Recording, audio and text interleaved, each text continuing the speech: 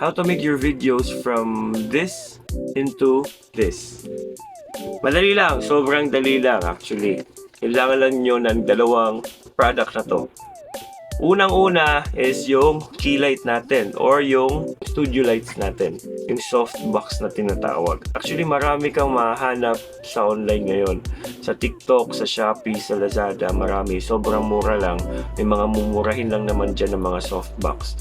So, pwede nyo siyang munang pagtiyagain. Katulad ko, mura lang naman yung softbox na nabili ko ngayon. Magpo-provide na lang ako ng link para makita nyo kung saan kayo makakabili.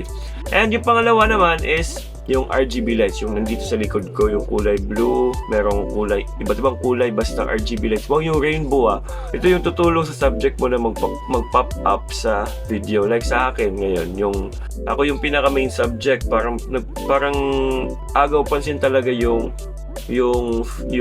buong pagkatao ko dito sa video na to. Bakit? Dahil sa RGB lights. Papakita ko sa inyo kung anong klaseng RGB lights to. Ito yon, parang fluorescent lang, di ba? Papakita ko sa inyo din kung ano yung quality pag walang RGB lights dito sa likod or background light.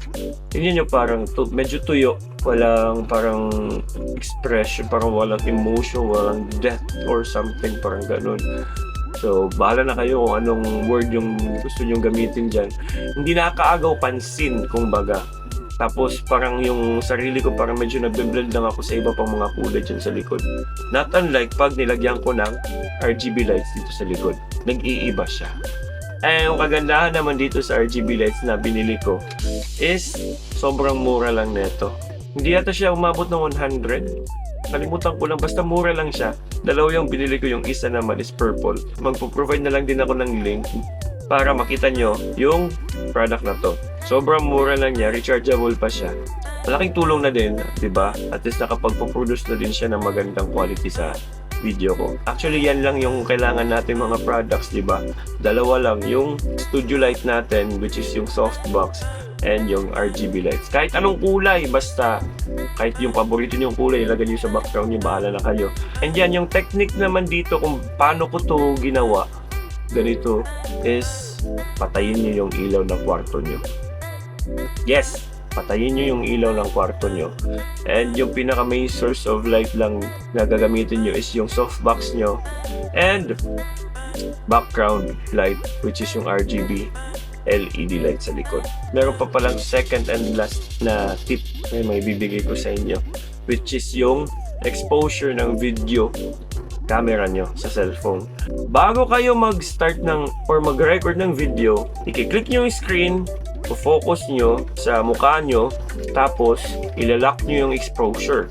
Meron kasi yung camera ng phone natin na parang auto-adjustment ng exposure niya. Kumbaga, nadidetect niya kung kailan siya mag-adjust sa low lighting, kung kailan siya mag-adjust sa maliwanag na lugar. So parang nag-adjust, parang kumukurap yung camera ng phone natin. Yung exposure, kailangan nating i-lock. Tapos, i-adjust lang natin pababa na medyo madilim ng konti para ma-emphasize yung ilaw ng softbox. Depende na lang sa inyo kung gaano kadilim yung gusto nyo na komportable na or maganda na sa paningin nyo. Just like this, hindi siya masyadong maliwanag, hindi siya masyadong madilim. For example, after ko i-click yung mukha ko, bigla siyang lumiliwanag. Nakadepende siya kung anong light source or kung anong light yung natatanggap niya, nare-receive niya. Pag tinaas ko yung exposure, ganito yung magiging kulay ng video ko.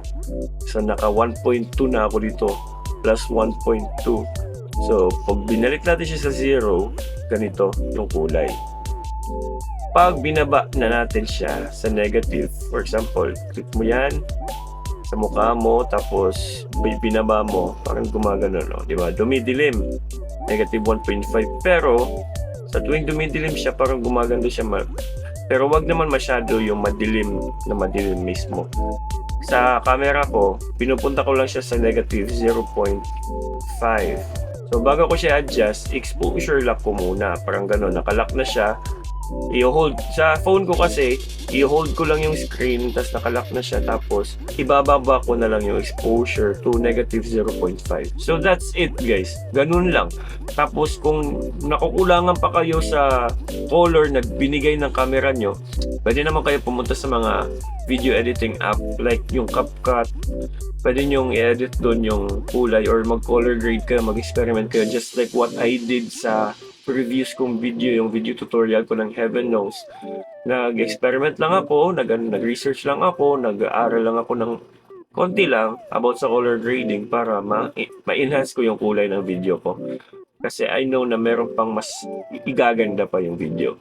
Kung gusto nyong panoorin yung video na yon, andun nyo lang sa YouTube or kahit sa mga social media platform nilagay ko yan.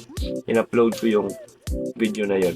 Imagine guys, front cam pa lang yung ginagamit ko dito and I know na yung front cam ng phone ko is tsaka. Pangit yung front cam ng phone ko pag hindi maliwanag, hindi maganda yung source ng light na nare-receive niya. Kasi old model pa to ng Huawei Nova 5T pa yung gamit ko ngayong camera. Pero imagine, ganda lang quality na binibigyan niya basta maganda lang yung lightings na ino-offer mo sa camera mo. So that's it guys. Sana makatulong. Gabon News here. Like and follow for more. See you on the next video.